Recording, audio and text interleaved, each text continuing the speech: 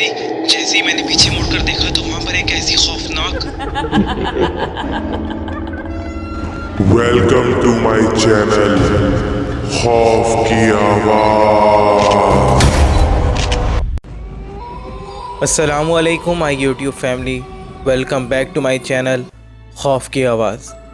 अगर आप मेरे चैनल पर नए हैं तो मेरे चैनल को सब्सक्राइब कर दें और साथ ही साथ नोटिफिकेशन बेल के बटन को भी दबा दें ताकि आने वाली हर नई खौफनाक और पुरअसरार कहानी की अपडेट आपको मिल सके।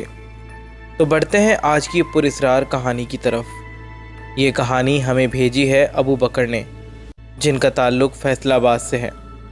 अपनी कहानी में वो बताते हैं कि ये वाक़या हमारे साथ मेरे बड़े भाई की शादी के दौरान पेश आया था। असल में हम फैसलाबाद में रहते हैं, मगर जब भाई की शादी फ़िक्स हुई तो सब ने यही फ़ैसला किया कि हम शादी हमारे गांव के मकान में करेंगे, क्योंकि ज़्यादातर रिश्तेदार गांव में ही रहते थे। हम तकरीबन 10 साल से फैसलाबाद शिफ्ट हो गए थे, क्योंकि अब्बू का काम और भाई की जॉब सब फैसलाबाद में ही थी। घर को हमने ताला लगा दिया था। जब शादी के दिन करीब आए तो हम सब गांव वाले मकान में शिफ्ट हो गए। पूरे घर की सफाई वगैरह करवाने के बाद हमारे ताया लोग भी और चाचू लोग भी, फुप्पो भी हमारे घर में सब शिफ्ट हो गए ताकि हल्ला गुल्ला लगा सकें। सब बहुत ज़्यादा खुश थे। रोज़ाना बाज़ारों के चक्कर और तैयारियां ज़ोरों शोरों पर थीं। पहले कुछ दिन तो बहुत अच्छे गुज़रे। ऐसी वैसी कोई बात या कोई वाक़या नहीं हुआ जिससे सब घबरा जाएं। मेहंदी हमने घर के सहन में ही की थी। बहुत खाना वाना पकवाया था और बहुत सारा खाना बच भी गया, जो अम्मी, ताई अम्मी और फुप्पो ने मिलकर किचन में संभाल कर रखवा दिया।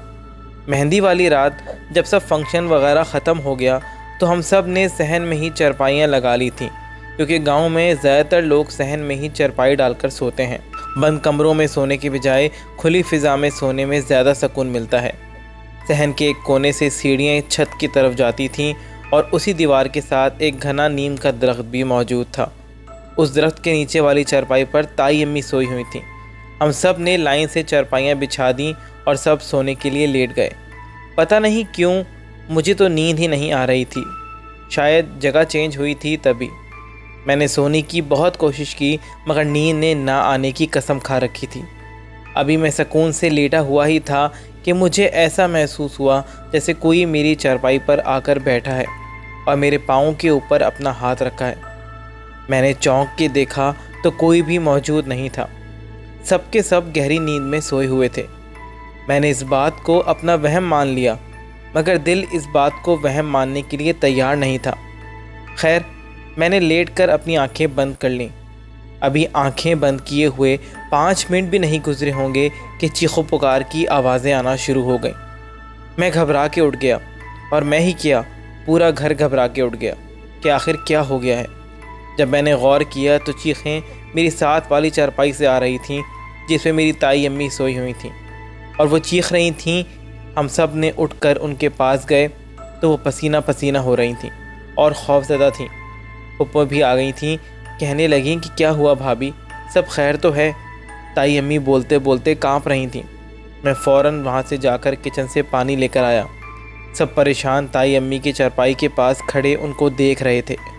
उन्होंने पानी पिया और फिर बोली कि ऊपर सीढ़ियों से मैंने एक काले साये को नीचे आते हुए देखा है, और फिर वो इस दरख्त में चला गया और अचानक वो साया मुझे खींचकर सीढ़ियों तक ले आया। सब उनकी ये बात सुनकर हैरान व परेशान थे। मैंने कहा, मगर ताई अम्मी, आप तो अभी तक चारपाई पर ही हैं, सीढ़ियों पर नहीं। तो वो चौंक के अपने आगे पीछे देखने लगी और चारपाई को हाथ लगा लगा कर देखने लगी कि क्या वाकई वो चारपाई पर हैं। वो बोली, मगर मुझे तो उस काले साये ने खींचकर सीढ़ियों पर गिरा दिया था। ताया अबू बोले, तुमने लगता है कोई ख्वाब देखा है, तभी तुम डर गई हो। ऐसा वैसा कुछ नहीं है। ताई अम्मी बोली, आप मेरी बात का यकीन तो करें, मैं पागल थोड़ी हूँ जो रात को चीखने लग जाऊँगी। हम सब ने छत पे जाकर देखा, मगर वहाँ कोई भी नज़र नहीं आया। ताया अब्बू गली में भी गए, मगर आगे पीछे 2-3 गलियों में देखा। वापस आकर बोले कि कोई भी नहीं है बाहर। अगर कोई वाकई में होता तो इतनी जल्दी थोड़ी भाग सकता था। मगर ताई अम्मी इस बात को मानने के लिए तैयार ही नहीं थीं कि वो सब ख्वाब था। मैंने ताई अम्मी को कहा कि ताई अम्मी, मैं तो जाग ही रहा था। میں نہیں سویا تھا اور میں نے کسی کو بھی آپ کی چارپائی کے پاس نہیں دیکھا ہے، یہ ضرور خواب ہی تھا، آپ سو جائیں۔ امی اور پھپھو نے بھی ان کو تسلی دی اور کہا کہ سو جائیں، ایسا ویسا کچھ نہیں ہے۔ بہت مشکل سے تائی امی کو ریلیکس کیا گیا۔ تائی امی پھپھو کو بولی کہ تم یہیں رہو میرے پاس، مجھے ڈر لگ رہا ہے۔ تو پھپھو بولی جی جی بھابھی، میں یہیں ہوں، آپ سو جائیں، کچھ نہیں ہوگا، میں کہیں نہیں جا رہی ہوں۔ میں نے تائی امی کو تسلی تو دے دی تھی مگر مجھے خود بھی ایک بات کھٹک رہی تھی، مجھے خود بھی اپنے پاؤں پر کسی کے ہاتھ رکھنے کی موجودگی محسوس ہوئی تھی، مگر میں نے اس وقت اس بات کو نہیں بولا کیونکہ ورنہ تائی امی مزید ڈر جاتی۔ اگلے دن جب سب اٹھے تو خوف کا پہاڑ ٹوٹ پڑا۔ بہت سارا کھانا جو کچن میں رکھا گیا تھا آج وہ موجود ہی نہیں تھا۔ پھپھو، امی اور تائی امی، چاچی سب پریشان اور ہکے بکے رہ گئے تھے کہ کیا کھانا کہاں چلا گیا؟ کل رات کو تو اتنا کھانا بچا تھا اور آج کچھ بھی نہیں ہے۔ ابو لوگوں کو بتایا گیا تو وہ لوگ بھی پریشان ہو گئے کہ آخر اتنا کھانا غائب کیسے ہو گیا۔ ملازموں سے پوچھا تو وہ کہنے لگے کہ ہم لے کر نہیں گئے ہیں۔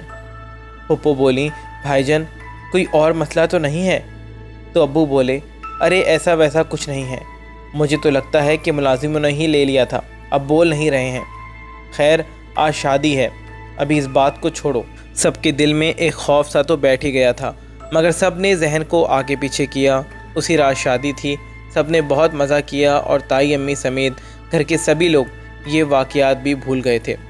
شادی والی رات کو بھی ہم سب صحن میں چارپائیوں پر سو رہے تھے۔ آج بھی نیند میری آنکھوں سے کوسوں دور تھی۔ اسی وقت میرے ذہن میں کل والی بات اور آج صبح کھانا غائب ہونے والی بات آ گئی۔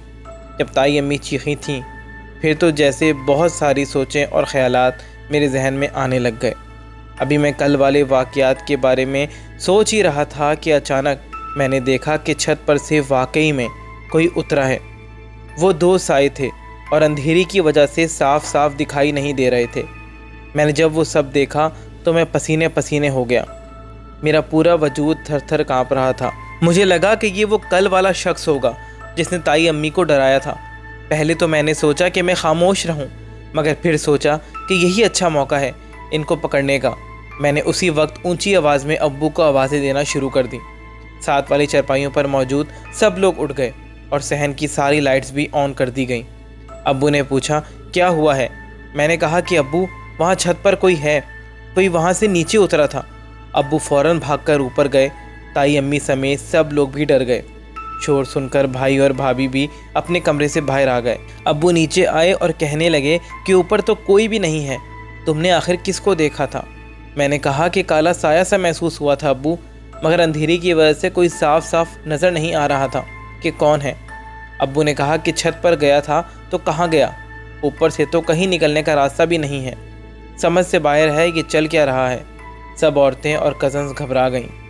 خیر چاچو بولے کہ میں جاگ رہا ہوں، تم سب سو جاؤ، دیکھتا رہوں گا رات کو۔ جیسے تیسے وہ رات گزر گئی۔ اگلے دن ولیمہ تھا، سب نے فنکشن اٹینڈ کیا اور پھر بھائی اور بھابھی کے مائکے میں ہی رہ گئے۔ ہم سب واپس آ گئے۔ آج رات بھی ہم سب صحن میں موجود تھے مگر آج رات پتہ نہیں کیا ہوا کہ آج مجھے نیند آ گئی اور اس بار بھی میری نیند چیخوں کی وجہ سے کھلی، مگر آج وہ چیخیں تائی امی کی نہیں بلکہ پھپھو کی تھیں، کیونکہ تائی امی خوف زدہ تھیں تبھی آج وہ چارپائی پر نہیں سوئی تھیں جو صحن کے کونے میں بچھی ہوئی تھی۔ ہم سب فوراً اٹھ گئے، صحن کی بتیاں بھی آن ہو گئیں اور جو لوگ اندر کمروں میں سوئے ہوئے تھے سب باہر آ گئے۔ پھپھو بھی بہت زیادہ خوف زدہ تھیں۔ جب پوچھا گیا تو انہوں نے بھی ہو بہو وہی بات بولی جو تائی امی نے بتائی تھی اور جو میں نے بھی دیکھا تھا۔ اب تو سب کے دماغ میں خوف و ہراس چھا گیا کیونکہ تین لوگوں کو ایک جیسا منظر نظر آنا کوئی خواب یا وہم نہیں تھا۔ سب لوگ کہنے لگ گئے کہ یہ معاملہ کوئی اور لگتا ہے، کہیں کوئی جنات کا مسئلہ تو نہیں ہے یا کوئی اور مخلوق۔ یہاں پھپھو بولی بھائی آپ لوگوں نے گھر بھی بہت سالوں سے بند کیا ہوا ہے، کیا پتہ تبھی یہاں اثرات ہو گئے ہیں۔ ابو بولے پتہ نہیں کیا ماجرا ہے، خیر سوچتا ہوں میں کہ کیا کرنا ہے۔